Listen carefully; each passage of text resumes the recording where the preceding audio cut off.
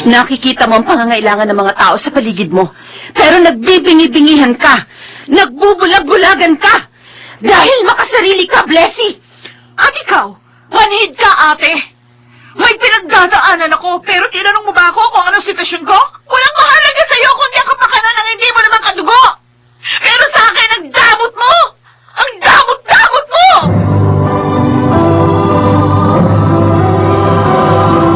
Handog ng DZRH ang tula sa kanyang panahon. Hanggang saan nga ba ang pagtanggap at pag-unawa sa mga pagkakamali ng isang minamahal? Mga kaibigan, narito at ating pakinggan ang naging karanasan ni Liway sa ating dulang sa kanyang panahon.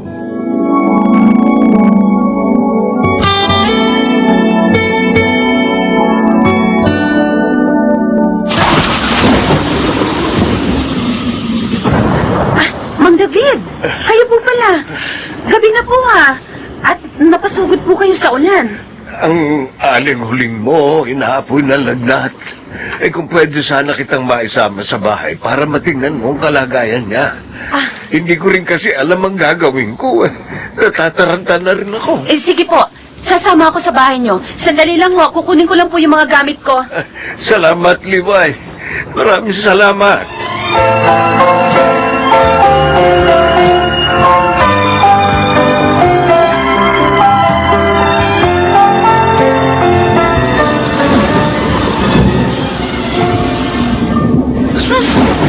Si Ate Liway pa rin palang tinatawag ng mga taga rito kapag may mga problema sila.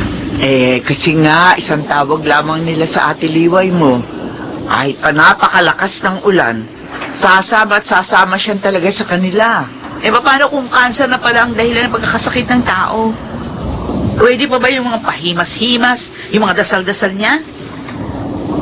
Kahit pa paano, may kaalaman naman ang ate mo sa first aid. Mula sa natutunan niya sa caregiving course na pinag-aralan niya. At saka alam din niya ang gagawin niya sa mga oras ng emergency. Mabababaw rin kasi yung mga taga rito. Madaling makuha ang mga loob. So ano ba nakita nila kay Ate Liway? At bakit sobra-sobra ang pagpapahalaga nila sa kanya?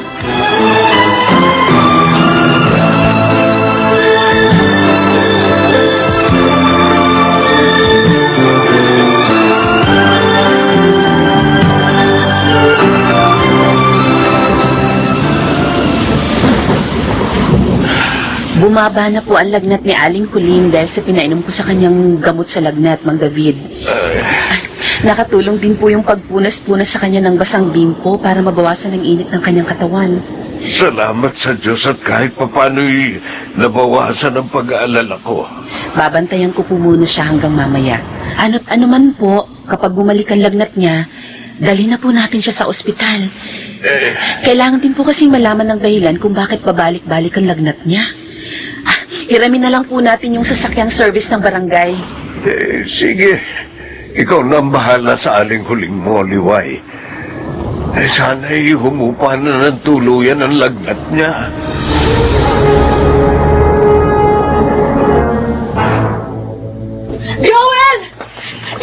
Joel, sandali! Kasi nagmamadali ako. Marami kong gagawin sa gilingan ng palay. Bakit ba iniiwasan mo ko? Ano bang problema mo? Bakit ka pa kasi nagbalik? Para lang saktan ulit ang kalooban ko. Isa pa, wala naman sa lugar na itong mga pangarap mo, hindi ba? Oo! Inaamin ko. Bigo ako sa mga pangarap ko. Bumagsak ako sa battery exam sa nursing. Kaya hindi na ako magiging isang nurse kahit kailan. At tulad din ng katotohanan na hindi na ako makakapag-ibang bansa. Tulad ng pinapangarap ko. O ngayon, pagtawanan mo ako, Joel. Pagtawanan mo ako dahil hindi ako nagtagumpay sa mga gusto ko mangyari sa buhay.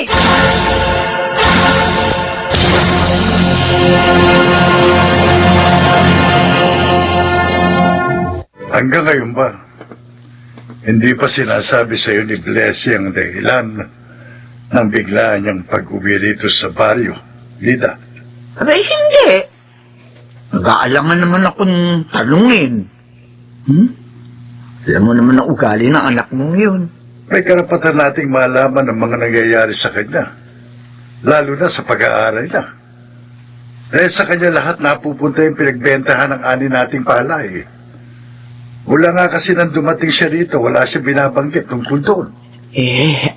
Ayoko nga kasing pangunahan. Tsaka lang mag-aalboroto. Ang mahirap nga, sa sobrang pag-iingat natin sa maaari niyang maramdaman, kaya umaabuso naman siya. Tingnan mo, parang tau-tauhan lang ang turing niya sa atin dito. Madalas, daan-daanan lang niya tayo rito. Ako iniisip ko na lang. Epekto yun ng mga maintenance na gamot na iniinom niya magpahanggang ngayon. Lalo na yung pagiging bugnutin niya. Kahit na ano pa ang sabihin mo, kailangan pa rin nating malaman kung bakit bigla na lamang siyang umuwi rito sa baryo. Hindi mo ba napansin? Parang halos lahat ng gamit niya sa dormitoryo, inuwi na niyang lahat dito.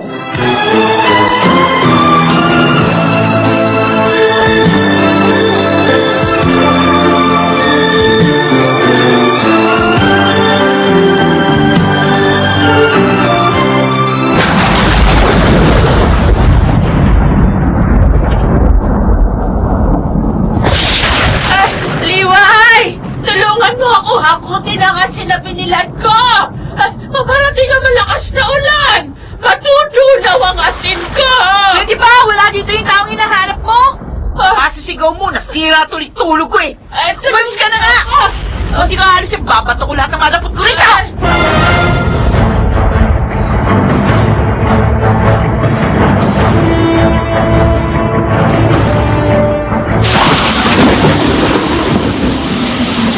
David, hindi mo ba si Aling Sela yung nawala ng balay niya yun? At bumagsak sa kalsada? Oo nga. Mabuti pa sa klolohan natin siya. Tara.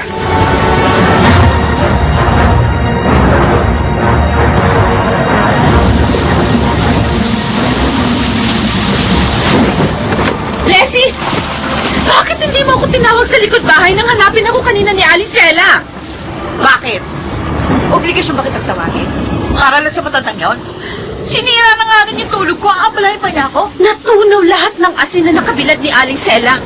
Kung tinawag mo sana ako sa likod bahay, baka may nahakot pa kaming ilang sako bago bumuhos ang ulan. Bakit kasi nagbibilad pa siya ng asin? Panahon ng tag-ulan?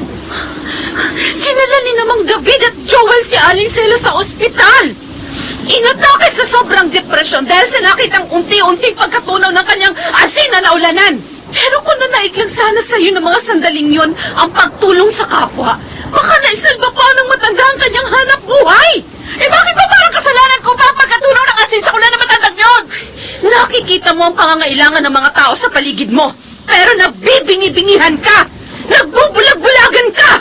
Dahil makasarili ka, Blessing! At ikaw, manhid ka ate! May pinagdadaanan ako pero tinanong mo ba ako kung anong sitwasyon ko? Walang mahalaga sa'yo kundi ang kapakanan ng hindi mo naman kadugo! Pero sa akin, ang damot mo! Ang damot-damot mo!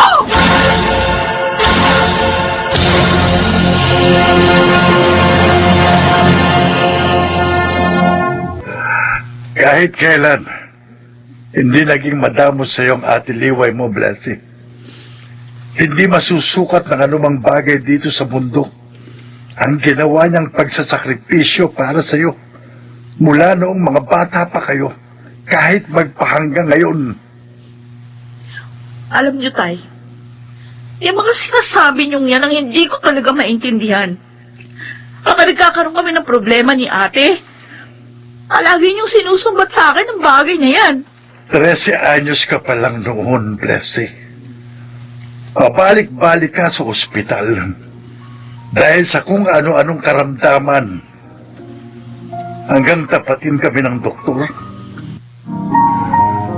na hindi na gumagana ang iyong mga bato at kailangan mong sumailalim sa isang kidney transplant.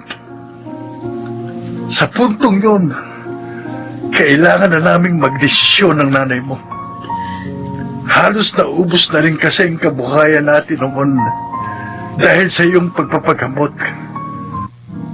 Kaya hindi na namin kayang magbayad pa sa isang donor na manggagaling sa labas. Kung ganun, sino naging donor ko?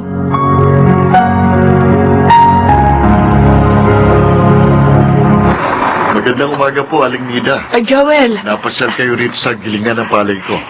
ipagigiling ko nga kasi yung 5 sako ng palay na ibinaba ng tricycle sa harapan ng gilingan mo. Alam mo na, tagulan na. Kailangan may nakatabi ng bigas para sa pagkain. Oo, tama po yun. O sige, ako na pong magbubuhat. Papasok dito sa loob ng mga sako. Abay, nadagdagan na pala ang mga gilingan mo ng palay ah. Ay, opo. Sinikap ko po talaga makabili ng ilang dagdag na makina para hindi na po lumayo mga kalugar natin sa pagpapagiling ng palay. Joel, Oh? yun tungkol sa mga maling asal sa iyo ni Blessy. Ako na humihingi ng paumanhin sa iyo, ha? Naku, wala po kayong dapat alalahanin na Aling Nida. Kabisado ko na po ang ugali ni Blessing. Naunawaan ko po siya sa maraming bagay. Alam ko, mahal mo ang anak ko, Joel. Wala naman pong nababago sa nararamdaman ko kay Blessing. Lalo na't sa kanya ko naman inuukol ang mga pagsisikap ko sa buhay.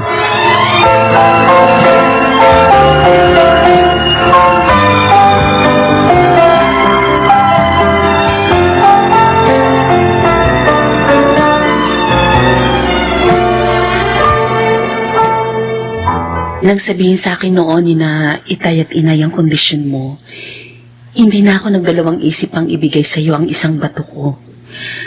At ang ginawa kong yun, hindi ko yun pinagsisisihan kailanman. Isipin pang binigyan ko ng masamang kahulugan yung mga paghigpit mo. Kasi akala ko, gusto mong kontrolin ang buhay ko. Kailangan kitang pangalagaan dahil mahal kita. Gusto kong magkasama pa tayo ng matagal-tagal habang tayo'y nabubuhay. Pero bumalik ako ritong bigo sa mga pangarap ko, ate. Pwede namang magsimulang muli, di ba? Si Joel, mahal ka niya. Kasama ka sa mga pangarap niya. Ngayon ko napatunayan kung gaano pa rin niyo ako pinahahalagahan sa kabila ng mga pagkukulang ko. Ikaw, si Inay at Itay, at si Joel. Ngayon ko rin napatunayan kung bakit mahal ka ng mga tao dito sa baryo, ate. Dahil ikaw ang nagsisilbing pag-asa sa mga sandali ng kanilang mga kabiguan. Halika na. Ate. Basta ako, palagi lang ako nandito para sa'yo, ha? Kung may mga pagkakataon mang kailangan kong itama ang mga bagay-bagay, yun ay dahil mahal kita. At para sa kabutihan mo lamang ang lahat.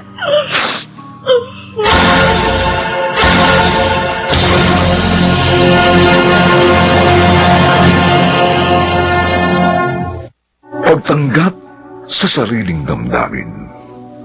Pagpapakita ng pangunawa sa kalagayan at pangangailangan ng kapwa. Ang mga ito ang mahahalagang sangkap sa pagbuo ng mabubuting layunin. Kapag nataglay mo ang ganyang mga katangian, tutulungan ka ng Diyos sa kanyang panahon.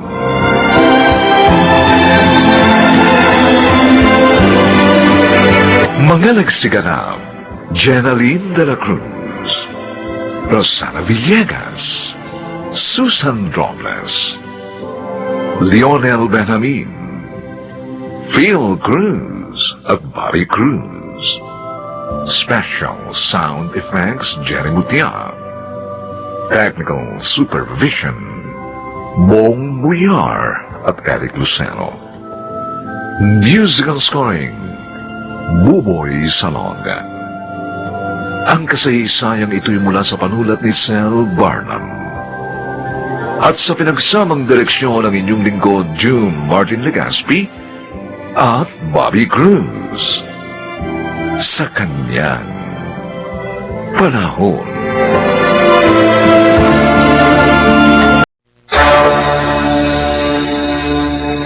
Hindi kita gusto para sa kanya. Lalo na't produkto ka ng isang wasak at magulong pamilya. Gusto ko ring malaman nyo na hindi na mamana at lalong hindi nakakahawa ang pagiging galing sa isang sirang pamilya. Katulad ng paniniwala nyo.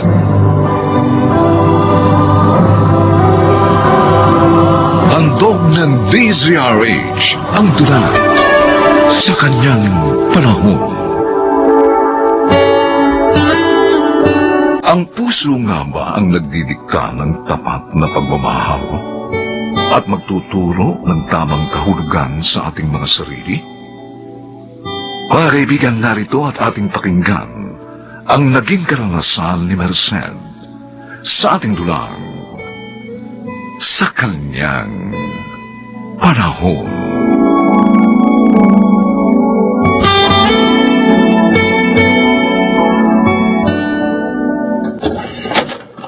Ikaw si Homer? Ako nga. Bakit niyo ako kilala? Ano kung may tutulong ko sa inyo? Kapatid ko si Luna. Oh, may lamang 300,000 piso ang sobring to. Layuan mo ang kapatid ko. Teka sandali. Hindi ko kayo maintindihan eh. Ikaw ang dahilan ng hindi namin pagkakasundong magkapatid. Kung hindi ka na magpapakita kay Luna, makakalimutan ka na niya. Makakapamuhay na kami ng tahimik. Hindi ganun kadali ang gusto niyo mangyari. Mahal ko si Luna at mahal din niya ako. Ako lang ang dapat magpasya para sa kaligayahan ng kapatid ko. Dahil ako ang nagpapakasakit sa kanyang kinabukasan. Hindi kita gusto para sa kanya. Lalo na't produkto ka ng isang wasak at magulong pamilya.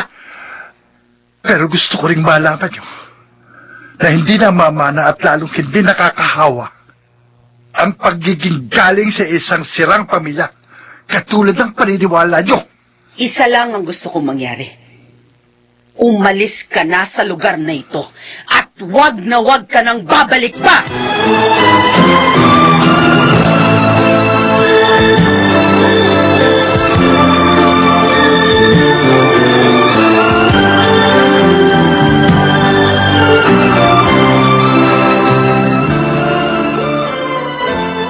Parang awa niyo na po, Chang. Tulungan niyo po ako makausap si Homer. Naku, Luna. Pwede bang sundin mo na lang ang ate Marcel mo para hindi na kayo nagkakaproblema magkapatid? Pangako po. Ngayon lang po ako makikipagkita kay Homer. Pagkatapos po, hindi ko na kayo kukulitin. Ang problema nga, kapag nalaman ng ate mo na nakipagkita ka kay Homer, lalo ko lang niya masasaktan. Oh, Chang! Para niyo ng awa. Paano? Ikaw nang bahala sa bahay na ito, Santi. Oo. Salamat na rin. Biruin mo, lalakarin ko na lang ang construction site mula rito. Pero teka, ano nga pala itong sobrang inaabot mo sa akin? May lamang 300,000 piso yan. Ha? Siya babalik dito yung ate ni Luna. Para siguruhin umalis na nga ako rito. Kaya ibigay mo sa kanya yan. Hindi ko alam. Iniwan pala niya sa bangkong nasa tabi ng pinto yung sobrang yan. Homer, kailangan mo ba talagang umalis? Paano si Luna? Para na rin sa kapakanan niya ang gagawin kong paglayaw. Magandang pangarap para sa kanya ng kanyang kapatid. Ayoko namang akong maging dahilan para hindi matupad ang lahat ng yan. Saka pareho pa kami nag-aaral. Ano't ano man, para pa rin sa kanya mga pagsisikap ko. Ay, may tao. Ikaw na tumingin kung sino. Kung yung kapatid ni Luna dumating, sabihin mo wala na ako rito. Oh, sige. Ikaw na kamong nakatira dito. At huwag na huwag mong kalilimutang ibalik sa kanyang sobrang hawak mo. Oo, sige. Homer, si Luna nandito. Si Luna?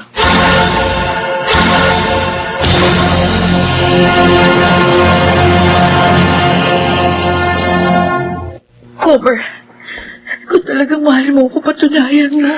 Luna, alam mo kung gaano kita kamahal. Pero hindi sa paraan gusto mo mangyari. Ang kinin mo ko. Itong paraan ko ng pakikipaglaban sa relasyon natin. Para kung magkalayo man tayo, naibigay ko na sa'yo ang aking sarili. Pero Luna, hindi ko magagawa. Mamili ka. Ano? Ang kinin mo ko ngayong gabi. O mababalitaan mo na lang na nagpakamatay ako.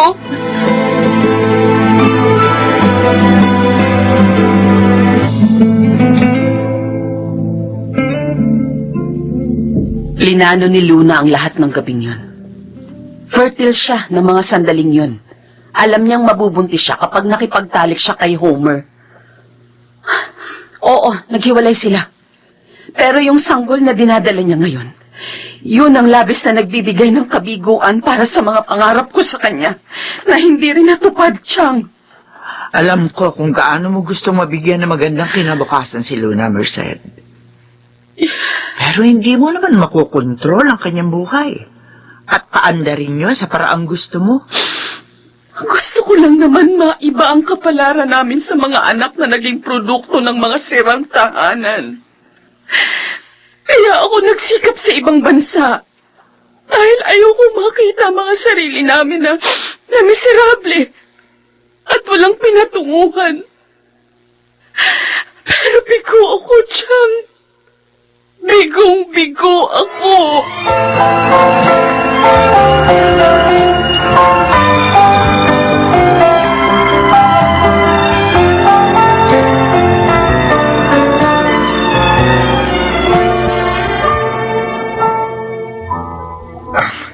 Magandang umaga po, Architect. Uy, ikaw pala, Homer. Magandang umaga rin. O, kumusta ang trabaho niyo rito sa construction site? Ayos naman po. Naalala ko nga pala. Di ba kumuha ka ng architect licensure exam kailan lang? O ano, may resulta na ba? Yun nga po ibabalita ko sa inyo, Architect. Pasado po ako sa licensure exam. Ha? Aba kung ganun, pwede na pala kitang kuning practicing architect sa architectural firm ko. Talaga po, Architect? Oo naman. Alam mo, matagal na kitang inoobserbahan sa pagtatrabaho mo rito sa construction. Hanga ako sa sipag mo. Nang malaman kong architecture major ka, naisip ko agad na magiging malaki kang potensyal ng kumpanya. O paano? Hihintayin kita sa opisina, ha? O ito ang listahan ng kakailanganan mong requirements at dalhin mo lahat pagpunta mo ron. Opo, Architect. Upunta po ako sa office nyo. Maraming salamat po sa opportunity.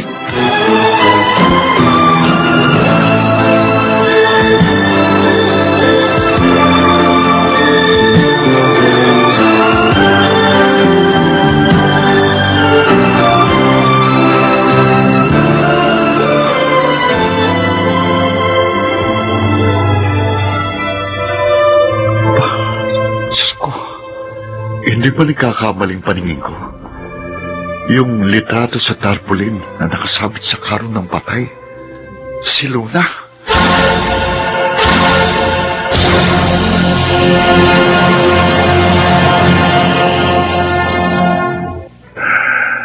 Napakasakit, Santi. Hindi ko inaasahan sa ganitong pagkakataon muli kami makikita ni Luna. Natiyak kong si Luna ang namatay nang makita kong naglalakad sa may likuran ng karong Ate Merced niya, Homer.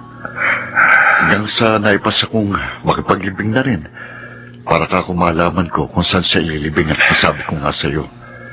Pero ang isa pa rin sa napansin ko, yung batang lalaki na marahil 1 taong gulang, nakarga-karga ng ating ni Luna sa prosesyon ng libing.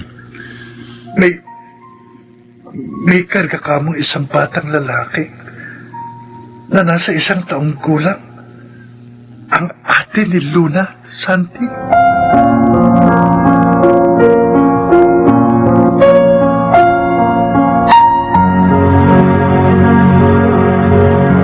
Hanggang ngayon, hindi ko pa rin mapaniwalaan ng lahat, Chang. Parang sinikap lang na maisilang ni Luna ang kanyang anak. At makapiling sa maikling panahon. Pagkatapos, inabayaan na niya ang kanyang sarili. Lalo lang ako sinusumbatan ng aking konsensya sa kanyang pagkamatay. Pero alam mo ba, kung ano ang makapagpapagaan sa bigat na nararamdaman mo dyan sa dibdib mo, Merced? Ano po, Chang? Ituwid mo ang lahat-lahat. Mula sa nakaraan ng anak ni Luna, hanggang sa karapatan ng kanyang ama. Si Homer. Nakita ko siya minsan na mag-alay ng bulaklak sa puntod ni Luna.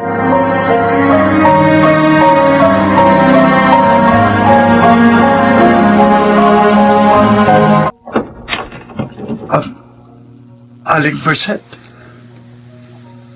Tinanong ko kay Santi itong tirahan mo, Homer. Iyang batang karga-karga niyo. Kahawig na kahawig ko. Siya ang naging bunga ng pagmamahalan niyo ni Luna. Nung huling gabing nagtagpo kayo. Ang anak ko. Sa pagkakataong to, kahit man lang sa pamamagitan ng anak niyo ni Luna, ay maituwid ko ang aking mga pagkakamali. Hindi man niya makakasama na ang kanyang ina. Karapatan naman niyang makilala ka bilang kanyang ama. Totoo bang narinig ko mula sa inyo? Hindi niyo ipagkakait sa akin ang aking ama. Ayokong lumaki siyang ipinagkakaila ko sa kanya ang totoong kasaysayan niyo ni Luna bilang kanyang mga magulang. Ayoko nang humabi pa ng mga kasinungalingan para lang mapayapa ang kalooban niya habang siya'y nagkakaisip. Kahit patay na si Luna, hindi yun dahilan para hindi niya makilala na ito ang kanyang ina. Araw-araw ko siyang dadalhin sa puntod ni Luna. Palalakihin ko siyang buo ang pagkatao sa alaala ng kanyang ina. Napakabusilak ng puso mo, Homer. Hindi ako nagkamali ng desisyong ibigay sa iyo ang anak ninyo ni Luna. Alam ko, sa pamamagitan ng tapat na pagmamahal mo sa aking kapatid. Tulad mo, mapalalaki mo ring may mabuting kalooban ng inyong anak. Siya nga pala. Ito yung 300,000 pisong ipinabalik mo kay Santi. Ibinabalik ko sa'yo. Gamitin mo sa pagsisimula ninyong mag-ama. Pero Kunin mo na. Para sa ikagagaan na rin ng aking kalooban. At para sa ganap na paghihilom ng mga hinanakit sa ating mga damdamin.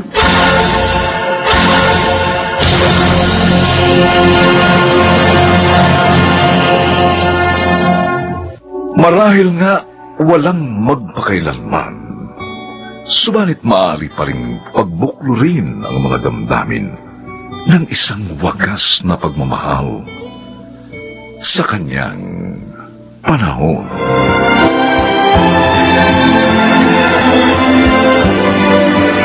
Mga nagsiganap, Jenaline de la Cruz, Rosana Villegas, Susan Robles, Bobby Cruz, Phil Cruz at Lionel Benjamin.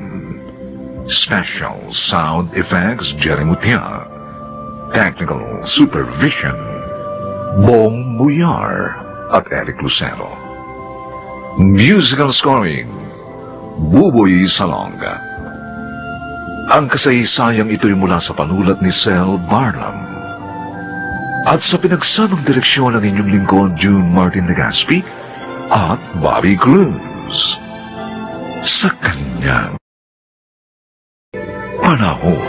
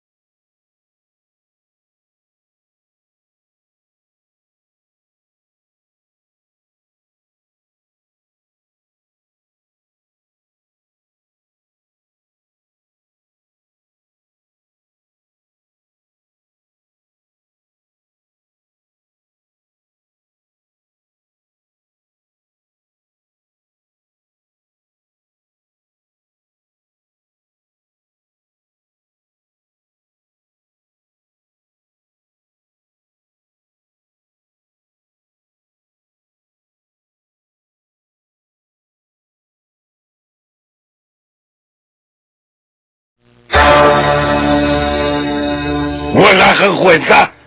Duwag. Hindi maasahan. Binigo mo ko. Ako walang kwenta.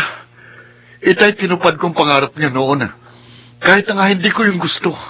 Pero ngayong may anak na ako at muntik pa akong mamatay, sana naman unawain niyo ko.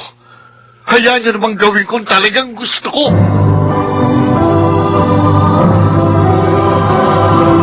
Handog ng DZRH ang dula sa kanyang panahon. May mga mabubuting anak, sinusunod ang ibig ng magulang, kahit nangalabag sa kanilang kagustuhan. Mga kaibigan, pakinggan po natin ang naging karanasan ni Ruben sa ating dulang sa kanyang panahon.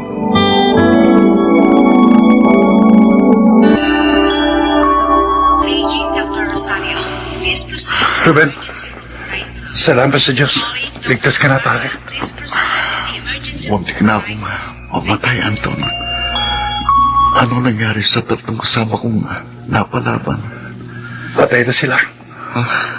ikaw lang ang nakaligtas sa inyong apat. Oh, Diyos ko. Sabi ni Commander, ilang araw ka magpapahinga dito sa ospital. Gusto mo ba tawagan ko asawa mo? O kaya yung mga magulang mo? Huwag na. Ayokong mamroblema pa sila. Lalo na si Margie. Malapit na siyang manganak. No, sige. Magpagaling ka na lang dito. Anton, kapag malakas-lakas na ako, uuwi na ako sa amin. Mag-resign na ako sa pagkasundalo. Ano? Sigurado ka bang yan ang gusto mong gawin? Oo. Ang totoo, hindi ko pangarap ito eh. Sinunod ko lang si Itay. Ngayong natupad ko ng gusto niya, tutuparin ko naman ang aking pangarap.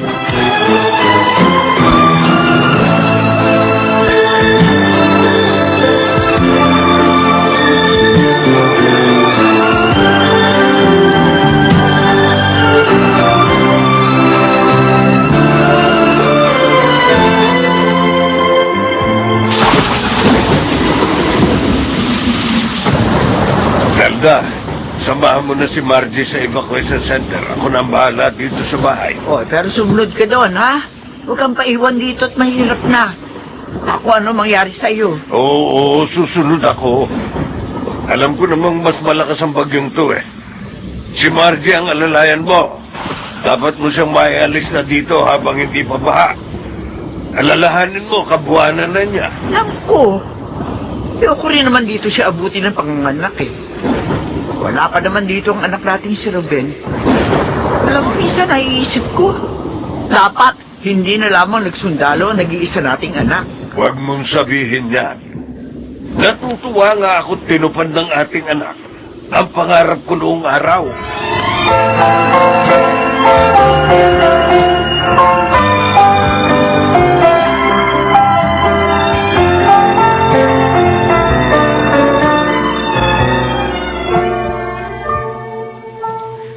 Ngayong naiayos na natin ang madala nating gamit. Maganda na tayo ng hapunan, anak. Para pagdating ng Tatay Hector mo, makakain siya. Nanay Nelda, Bakit, anak? sumasakit po yung tiyan ko. Ha? Kailan pa yan? Kanina pong pupunta tayo dito sa evacuation center. Aray, parang lalong sumasakit. Oh, Diyos ko! Ay, baka manganganak ka na, Margie! Paano kaya ito? Bagyo pa naman. Narito tayo sa evacuation center. Eh, yan na naman. Ang sakit. Aray ko, parang inawasak ang balakang Teka, ko. teka! Sandali! Hihingi ako ng tulong sa mga kasama natin dito!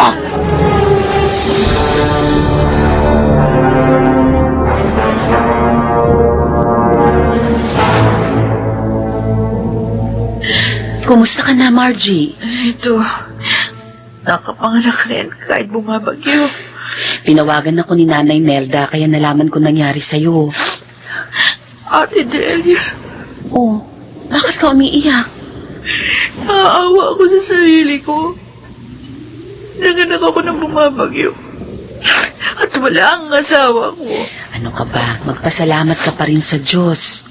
Dahil may doktor na nagpaanak sa'yo, kaya nakaligtas ka sa panganib na yun. Pati ng anak mo. Ang hirap pala ng ganitong kalagayan. O, tama na.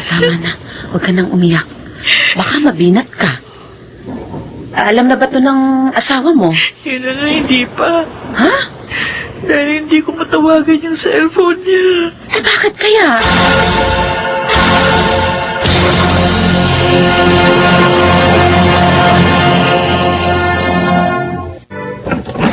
Margie, Ruben, nanganak ka na?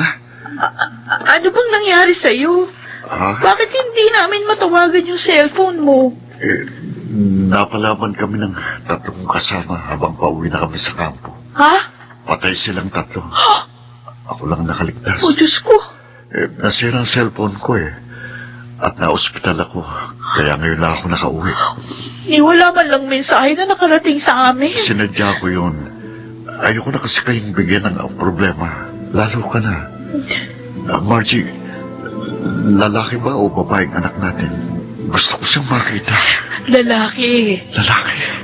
At tulad ng usapan natin, pinangalanan ko siyang Ruben Jr.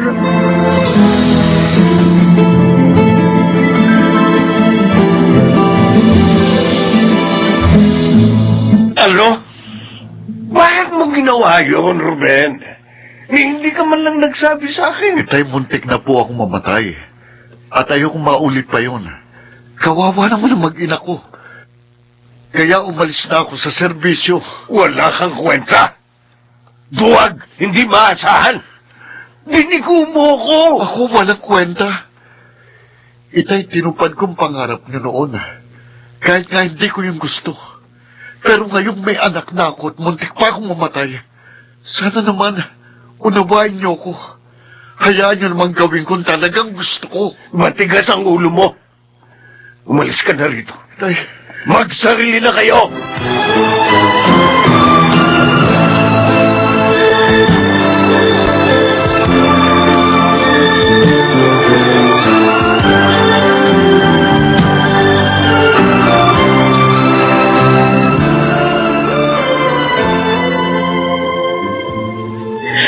Bakit mo naman pinaalisin na Ruben, Hector?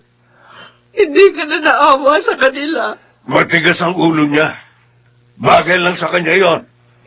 Ayoko sa anak na suwail. Sinunod ka naman niya. Pinagbigyan. Pero hindi na niya kaya. Bakit ba hindi mo matanggap yun? Tama na. Dahil ba doon, itatakwil mo na siya?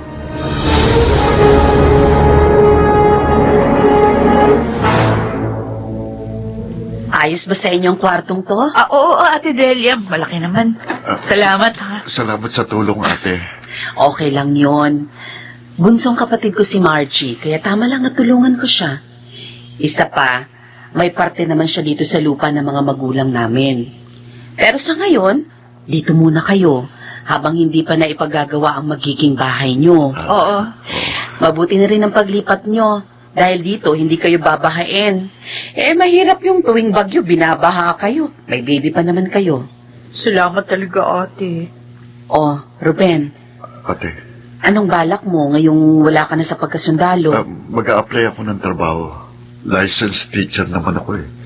Gusto kong gamitin yon. Ay, oo nga. Tama. Yun ang gawin mo. Bakit napabuntong hininga ka? Sana lang dumating ang panahon na mawala ng galit sa akin ni Itay. Para mangyari yon, ipanalangin nyo. Maging ang kinabukasan ninyo dito.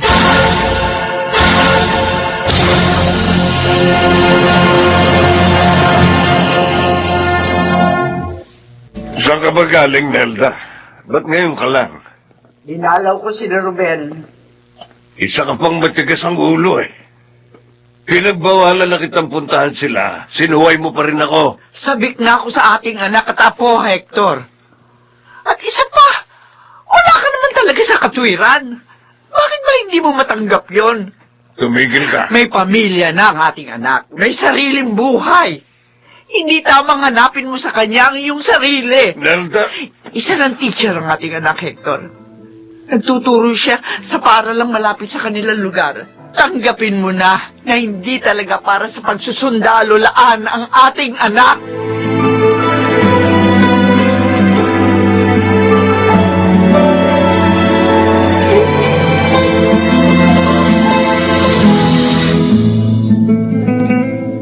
Ruben, handa ng regalo natin kina Inay at Itay. Sana magustuhan nilang dala natin. May dala rin akong pagkain mahal para mapagsaluhan natin ngayong wedding anniversary nila. Si Junior naman, binihisan ko na. Matagal na panahon siyang hindi nakita ni Itay. Dahil lang laging nakikita si Nanay Nelda. Siya kasi yung laging dumadalaw dito. Sana, Margie, wala nang galit sa akin ang dati ko. Sana nauunawaan na niya ako ngayon.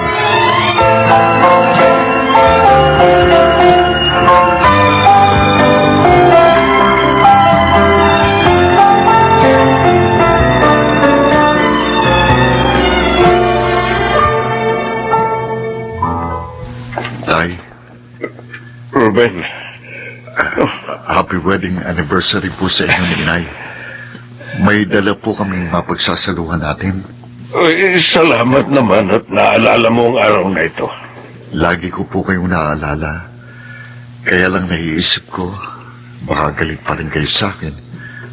Kaya po 1 taon akong hindi nagpunta rito.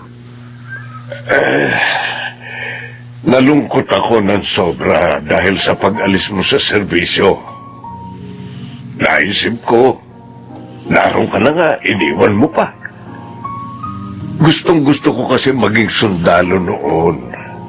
Pero hindi natupad. Dahil ayaw ng mga magulang ko. Pero naisip ko rin, siguro nga, hindi ka itinakda doon. Mabuti ka, binigyan ka pa ng pangalawang buhay ng Diyos para makapiling mo ang iyong pamilya. Kung ganon, hindi na po kayo galit sa akin. Oo, anak. Hindi na. Hindi na masama ang loob ko. Tanggap ko na ang katotohanang magkaiba tayong dalawa. Patawarin mo rin sana ako, anak. Naunawaan ko po kayo. At Diyos ko, salamat po. Dininig mo rin po ako. Ngayon, mas magiging masaya na po ako.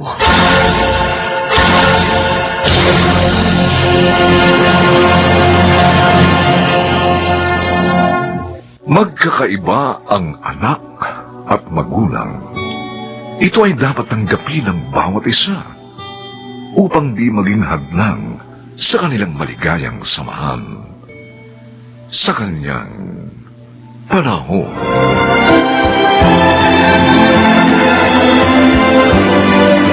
Mga nagsiganap: Phil Cruz, Susan Robles, Lionel Benjamin, Jenaline de la Cruz, Bobby Cruz, at Rosana Villegas. Special Sound Effects, Jerry Mutia. Technical Supervision, Bong Muyar at Eli Cruceno. Musical Scoring, Buboy Salonga. Ang kasaysayang ito'y mula sa panulat ni Telma Corporal Alcantara at sa pinagsamang direksyon ng inyong lingkod June Martin Legaspi at Bobby Cruz sa kanyang panahon. Pwede ba, Wilson? Tumahimik ka na. At huwag mo nang pakialaman ang buhay namin.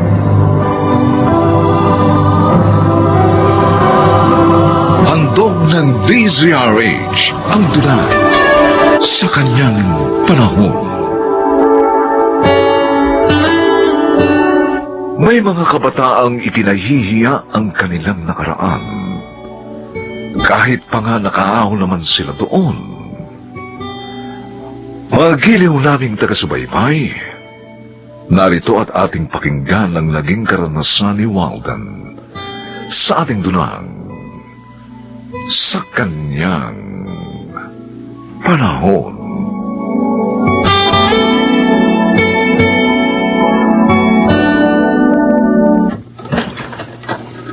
Nay! Nay! Ba't narito kayo? Sinurpresa ka namin dahil birthday mo ngayon. Ay, happy birthday, anak. Salamat to. Happy birthday, Dan Walden! Eh, bakit ba tagal mong hindi bumibisita sa probinsya? Busy ako sa trabaho eh. Abay, anak, patuloyin mo naman kami Yes, para ano mailagay na namin dyan tumadala namin prutas at gulay para sa iyo. Oo. Paalis ho ako ngayon. Walang mag-aasikaso sa inyo dito. Ha? Birthday mo? Magtatrabaho ka? Talagang ganun ho. Para makaahon sa hirap. Kami na bahalang mag-asikaso sa mga sarili namin. Basta nasa loob na kami. Ay, oo nga. Maglilinis tuloy kami, anak. Ayaw ho ng kasera ko na maraming tao sa paupahan niyang bahay. Ha? Ganun ba? Kaya iuwi niyo na lang uli ang mga dala niyo. At sa susunod, tatawag muna kayo bago kayo magpunta rito.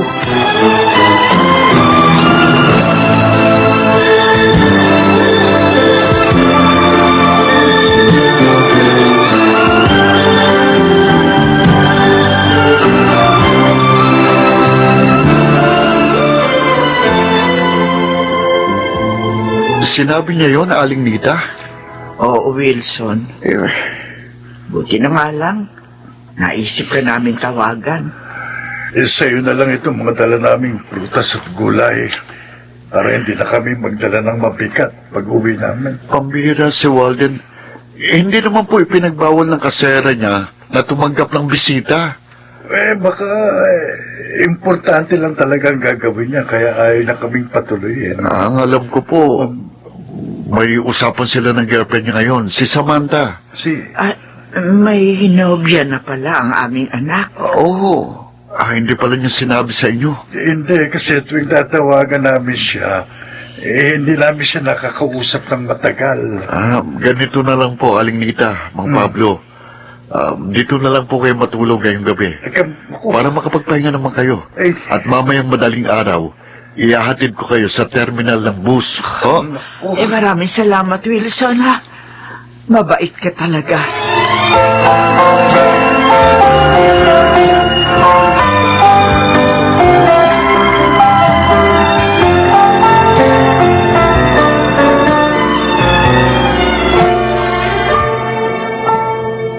Ang dami naman itong pagkaing pinakater mo, Walden. Oo nga. Tatlo lang naman tayo. Dahil sabi mo nga, hindi makakapunta si Wilson. At yung best friend ko, ganun din. Okay lang yan, Samantha. Tita Pilar, para mas masaya tayo. Ikaw talagang bata ka. Sobra kang galante. Siguro dahil uli lang lubos na po si Mami. Walang parents na iniintindi. Baka naman hindi ka nag-iipon for the future, iho. Don't worry, tita. Nagsisave po ako para sa future namin ni Samantha. Talaga lang pong inilaan ko ang budget na to para ngayong birthday ko. Para maging nasaya naman ako. Malungkot kasi mag-isa.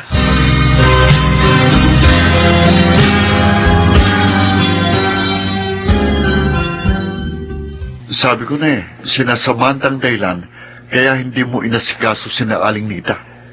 Wilson, hindi ko pwedeng i-cancel ang birthday celebration ko kina Samantha. Nakakaya naman sa kanya. Maging kay Tita Pilar. Boss pa naman natin siya. Kaya binaliwala mong parents mo. Kasalanan naman nila eh. Bigla na lang silang dumating ng walang pasabi. Naalala ka nila kaya sinurpresa ka. Kasalanan na ba yun ngayon? Hindi na ako handa sa pagluwas nila. Sana, pinatuloy mo na lang sila sa bahay mo at ipinakilala na kay Samantha. Di pala nila alam na may nobya ka na Ang alam nila, Samantha, uli lang lubos na ako. Ano? Bakit itinago mo sa kanila ang mga magulang mo, Walden? Dahil nag-aalala ako na maging hadlang sila sa katuparan ng mga pangarap ko.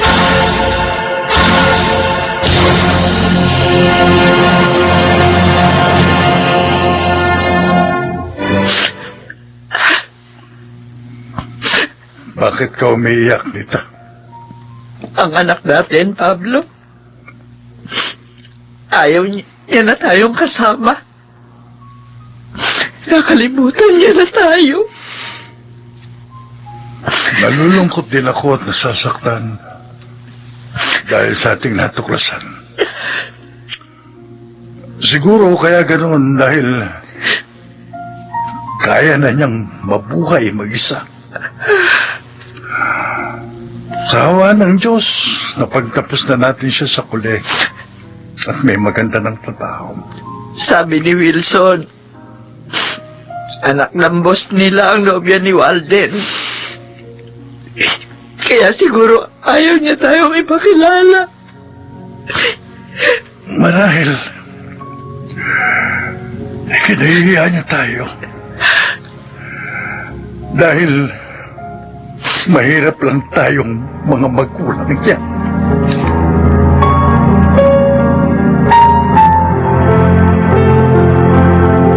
Congratulations, Walden. Malaki na naman ang komisyon na nakuha mo kanina. Dahil sa kliyenteng naipasok mo sa company natin. Kaya ngayon, makukuha ko na yung coaching gusto kong bilhin. Wala ka bang planong ilipat na dito sa Maynila ang mga magulang mo? At ko naman gagawin yun. Ha? Malakas pa sila. Kaya nilang mabuhay dun sa probinsya. Grabe ka naman, Walden. Ako, Kahit nasa probinsya pa natin ang parents ko, inialis ko naman sila sa mapanganib na lugar nang kumikita na ako. Inayos kong tirahan nila. Sinabi ko na sa iyo, hindi alam ni ng Samantha na buhay pa sila. At pangangatawanan ko ang lihim na yun hanggang makasal na kami. Walden, puro pangarap mo na lang bang mahalaga sa'yo? Ah. Nakalimutan mo na bang mga sakripisyo nila para lang makatapos ka ng koleyo? Walden, nagsipag sila araw-gabi. Ibinenta pa nga ang lupang sinasakan ni Mang Pablo, makatapos ka lang. Tapos ngayon, hindi mo man lang sila aalalahanin.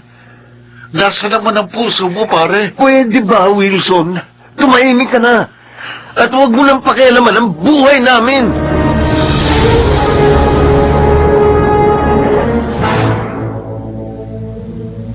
Oh, anak, bakit narito ka na?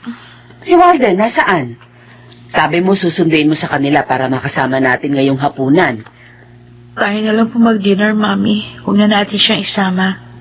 Bakit? Wala ba siya doon? Nandun po siya sa bahay niya. Kinausap pa nga niya si Wilson. Di na nga lang ako nagpakita pa sa kanila eh. Bakit nga? Kasi nawala na ako ng gana sunduin siya. Ha? Bakit? Nagkagalit ba kayo? Anak, dapat pag-usapan nyo ng maayos ang problema. Hindi yung nagmamaktol ka. Siya po may problema, Mami eh. Nagsinungaling siya sa atin. Nagsinungaling si Walden? Opo. Anong ibig mo sabihin? Buhay po ang parents niya. Oh, Yun yung narinig ko sa kanilang pag-uusap ni Wilson.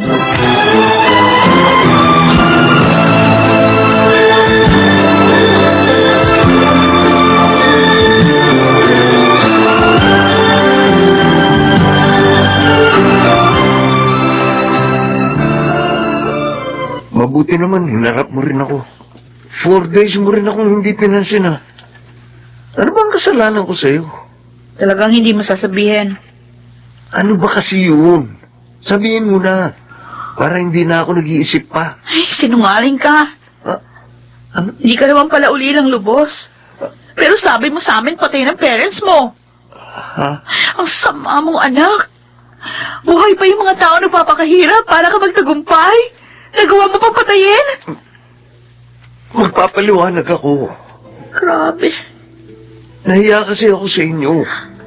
Nag-aalala na baka tumutol sa akin si tita. O kaya baka ayawan mo ko. Dahil nga mahirap lang ang pamilya ko. Plano ko rin naman sabihin sa iyo lahat eh. Pagkasal na tayo. Sa palagay mo, makakasal pa ako sa'yo?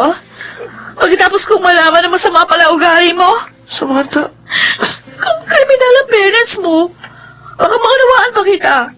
Baka mapatawad. Kaso hindi. Naghahanap buhay sila makatapos ka lang. Samantha, Tulad yan sila ng parents ni mami at daddy. Ang mababait kong lolo at lola. Oo. Mahirap din ang parents ko noon. Nagsikap lang sila para umasenso. Pero ang pagkakaiba nila sa'yo, hindi nila kinahiya ang kanilang pinagmulan. I'm sorry. Hindi ko alam. Kaya kami magkakapatid. Pinalaki nilang hindi matapobre.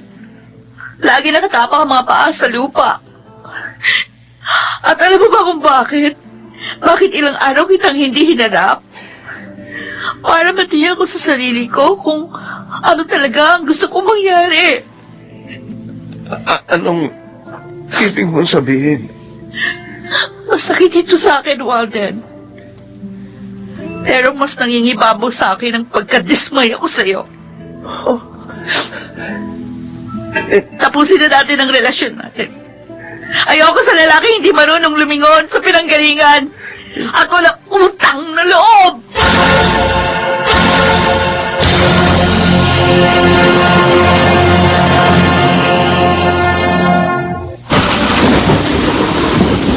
Pablo, kaninang umaga pa ulan ng ulan, wala naman bagyo ah. Ay, hindi tuloy ako nakaalis ng bahay. Kumusta na kaya ang anak natin? Ayos ang kalagayan ni Walden. Maganda yung tinitirahan niya. Hindi niya na tayo naalala. Tita, kahit pa nakalimutan na niya tayo, hilingin pa rin natin sa Diyos na mapabuti siya. Kahit pa maiwan na natin siya.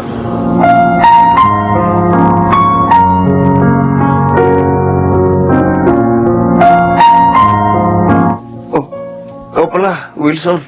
Walden, Buti, nabutan mo ako. Uuwi ako ng probinsya. Dadalawin ko si Nainay at Itay. Hihingi ako ng tawad sa kanila.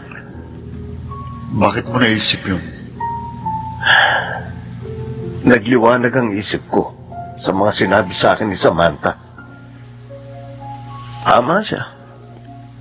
Hindi ko dapat ikahiya ang mga magulang ko. Ang aking pinagmulan. Maganda sanang gagawin mo. Kaya lang, huli na eh. Huli na? Nagpunta ako dito dahil tumawag sa akin si inay. Nagka-landslide daw sa lugar niyo. Ano?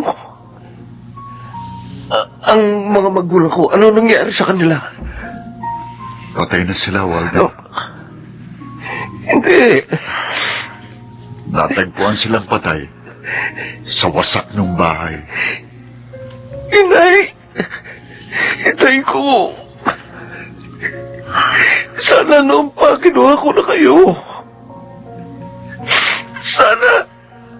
Sana hindi kayo nawala sa akin.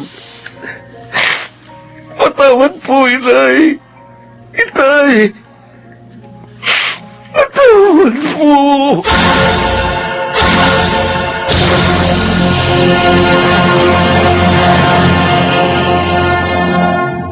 Matuto tayong lumingon sa ating pinanggalingan.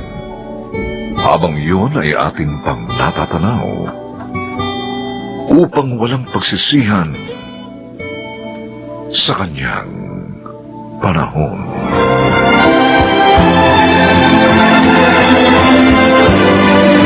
Mga nagsiganap, Lionel Benjamin, Susan Robles, Bobby Cruz, Rosana Villegas, Jeneline de la Cruz at Phil Cruz.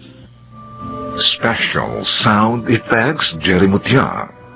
Technical Supervision, Bong Muyar at Eric Lucero. Musical Scoring, Buboy Salonga. Ang kasaysayang ito'y mula sa panulat ni Telma Corporal Alcantara. At sa pinagsamang direksyon ng inyong lingkod, June Martin Legaspi at Bobby Cruz. Sa kanyang panahon.